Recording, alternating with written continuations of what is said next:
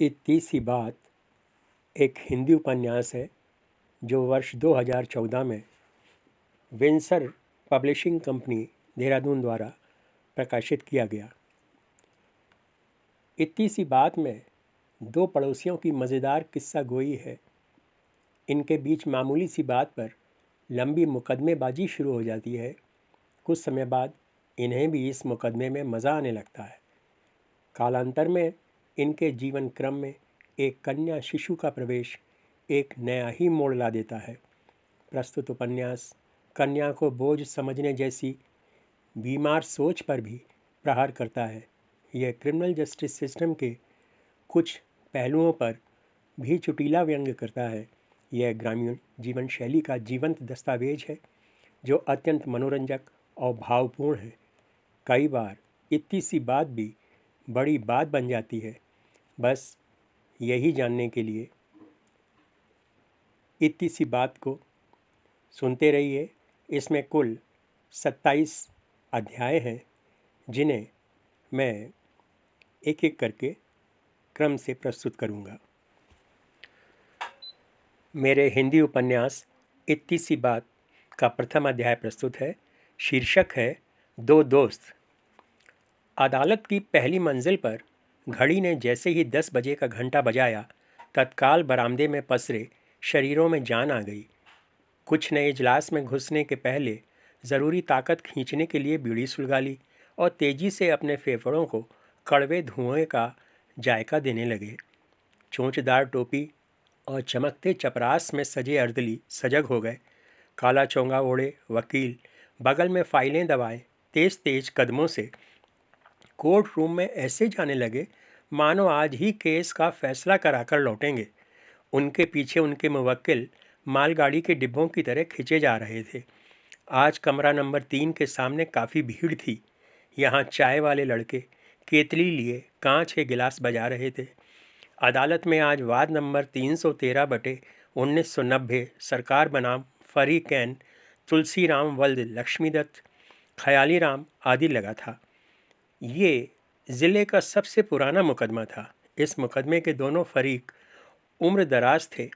पिछले 10 सालों से इनकी लड़ाई अदालत में चल रही थी। हालांकि घटना स्थल तो पूरी तरह शांत था, लेकिन अदालत में हर तारीख पर सरकारी वकील और फरीकैन के बीच ज़ोरदार टक्कर होती थी। इस मुकदमे की तह में जाने के लिए केस का इतिहास समझना जरूरी है। आपकी सहूलियत के लिए इसका खुलासा पेश है। एक बार की बात है कि एक खूबसूरत हरी भरी वादी में बसे ग्राम सुंदरपुर में दो दोस्त तुलसीराम और ख्याली राम रहते थे। दोनों पड़ोसी थे। उनके घरों के बीच सीमा रेखा के रूप में पत्थर की एक कच्ची दीवार थी। उनके आंगन में गाय डंगर बैठे जुगाली किया करते थे। इन दोनों घरों की औरतें प्रायः हाथ नचा नचाकर चकचक भी करती रहती थीं, क्योंकि उनका विश्वास था कि पड़ोसन का घरवाला ही उनके वाले को बिगाड़ रहा है। ख्याली और तुलसी की दोस्ती को उनकी सुरा सींच रही थी। दोनों लोक गायक थे। तुलसी सारंगी बजाते थे और ख्याली घुंघरू लगी ढपली। सुरा सेवन के बाद जब वे स्वयं को शेष संसार से पृथक करके अपने सम्मिलित स्वरों में भजन गाते, तो आसपास के लोग उनके चार दीवारी पर कोहनी टिकाकर खड़े हो जाते। उनकी घरवालियां रसोई में चूल्हा जलाए बैठी खाना खाने के लिए इंतज़ार करती रहती। जब उनके सब्र का बांध टूट जाता तो वे अपने प्राणनाथों के लिए मोटी मोटी 4 रोटियां और कटोरी भर दाल रखकर चूल्हे में लोटा भर पानी झोंक देती। तुलसी की घरवाली कोसती, भगवान करे ख्याली की ढपली फट जाए। इसी भाव से ख्याली की घरवाली भी मनाती, तुलसी की सारंगी चूहे खा जाएं, नहीं तो किसी दिन मैं ही इसे चूल्हे में झोंक दूंगी। कभी कभी दोनों मित्र अपने घरों से दूर वीराने में बैठकर अपने सुरों को पहली धार की सुरा से तर करते। जब उन्हें लगने लगता कि भजन वाले देवी देवता साक्षात होकर उनकी आंखों के सामने नृत्य करने लगे हैं, तो वे अपनी साधना बंद कर देते। लोगों के पूछने पर वे बताते कि ये सब तो अगली नवरात्रि के भजनों की तैयारी चल रही है। गांव वाले भी उनके इस भक्ति भाव के आगे नत हो जाते। रियाज के अंत में ख्याली दारू की खाली बोतल हाथ घुमाकर घाटी में फेंक देते।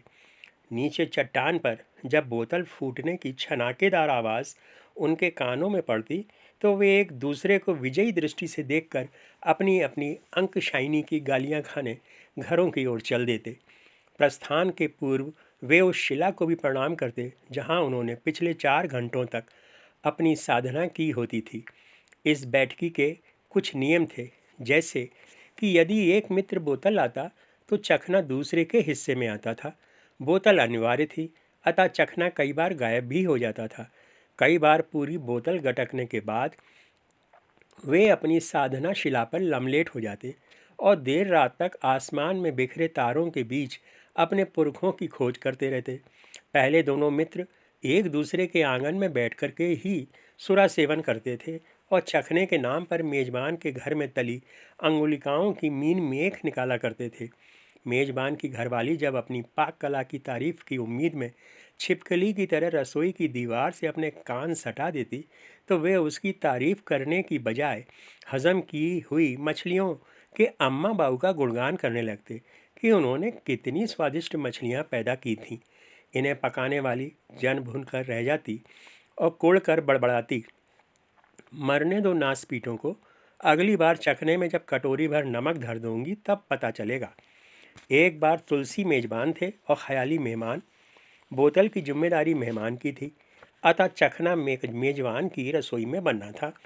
ख्याली को उस दिन केवटों से पहली धार की बड़ी बोतल मिल गई थी। तुलसी की रसोई से भी कढ़ाई में मसालेदार मछलियाँ तड़कने की खुशबू आ रही थी।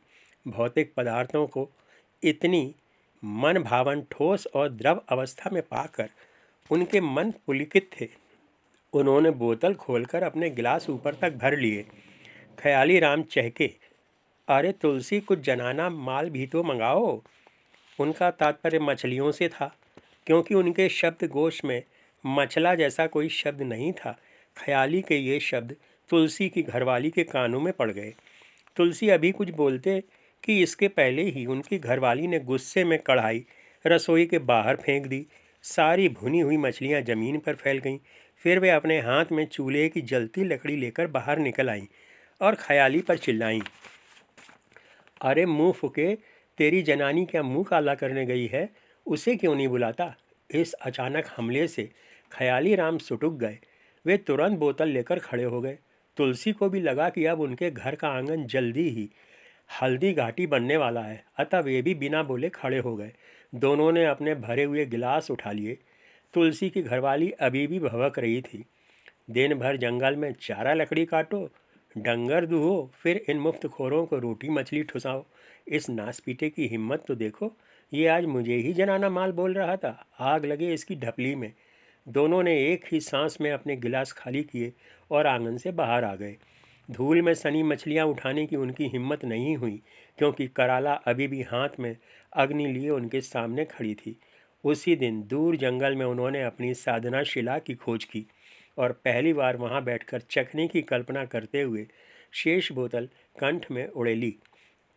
उस शाम दोनों इसी बात पर चर्चा करते रहे, क्या देवताओं के घरों में भी यही सब चलता होगा। ख्याली जब चेतना के उच्च सोपान पर पहुंचे तो बोले, यार एक बात बताओ तुलसी, अपने भोले बाबा भी तो भांग धतूरा खाकर मगन रहते हैं, फिर क्या गौरा माई भी उन्हें ऐसे ही दौड़ाती होंगी। तुलसी भी उन्हीं की फ्रीक्वेंसी पे थे, अतः तत्काल प्रसंग पकड़कर बोले, और नहीं तो क्या, तूने देखा नहीं कि वे कैसे अपने एक हाथ में त्रिशूल लिए रहते हैं। अगर कोई उन्हें पूजा पाठ में परेशान करे तो वे तुरंत उसे सांप बिच्छू से भी कटा देते हैं, फिर किसी सयानी की झाड़ फूंक भी काम नहीं आती। ख्याली को उनकी बात में वजन लगा। वे विचार मग्न हो गए। फिर कुछ क्षणों बाद बोले, यार तुलसी, तुम्हारी बीबी पगलैट है क्या। हमने तो मछलियों को जनाना माल कहा था, लेकिन वो हमें क्यों फूंकने आ गई। तुलसी बोले, इसी बात की तो सारी दिक्कत है। उससे कितनी भी बढ़िया बात करो, लेकिन मतलब हमेशा अपनी समझ से ही निकालती है। आज तो यार तुम्हारी भी बड़ी बेइज्जती हो गई। ख्याली बोले, बेटा जब खाली हाथ घूमोगे तो यह सब तो होगा ही। वे शायद तुलसी के हाथ में त्रिशूल देखना चाह रहे थे, ताकि जब भी उनकी घरवाली का मुंह खोले तो वे उसी से उसका मुंह बंद कर सकें। आज पहली धार की देशी दारू ज़रा तेज़ थी, सो दोनों के दिमाग टनटना गए थे। सुरा की मात्रा और तन्मात्रा भी शायद उनकी धारिता से अधिक थी। आकाश तारों से भर गया था, तारे जुगनुओं की तरह चमक रहे थे। पहली धार वाली उनके खाली पेट में पहुंचकर गुड़ गुड़ कर रही थी। यह जितना दिमाग पर चढ़ सकती थी चढ़ चुकी थी। बाकी बाहर आने को बेचैन थी। उनके पेट जब विद्रोह के कगार पर पहुंच गए तो वे वापसी के लिए उठ खड़े हुए। साधना शिला से थोड़ा दूर चलने के बाद उनके घरों के लिए रास्ता दो फांट हो जाता था। वे इस दोराहे पर रुक गए। यहाँ से उनके घरों की लालटेनें टिमटिमाती हुई दिख रही थीं। ख्याली को लगा कि शायद तुलसी घर जाने में डर रहे हैं और इसीलिए यहाँ से आगे नहीं बढ़ रहे हैं।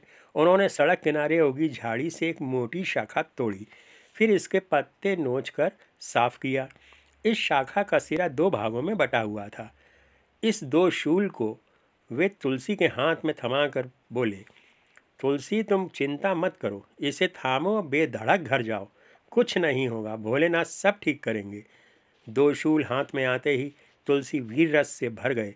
उनका गिरा हुआ मनोबल कई गज ऊपर आ गया। वे अपने प्रक्षेपास्त्र पर हाथ फेरते हुए बोले, चीज़ तो वाकई बड़े काम की है, बस इसमें नोकें दो ही हैं। कोई बात नहीं, हम ही कौन सा भोलेनाथ हैं, दो ही से काम चला लेंगे। खाली पेट तुलसी के मानस पर पहली धार वाली पूरी तरह सवार थी। उनके हाथ में ख्याली द्वारा प्रदत्त दो शूल था। उन्होंने अपना चेहरा रोबदार बनाने की कोशिश की, लेकिन असफल हो गए, क्योंकि उनका मुंह तो पहले ही प्यास से सूख रहा था। वे अपने सूखे मुंह के साथ दो शूलधारी बनकर घर के आंगन में अकेले घुसे। ख्याली बाहर से ही अपने घर के लिए निकल लिए थे।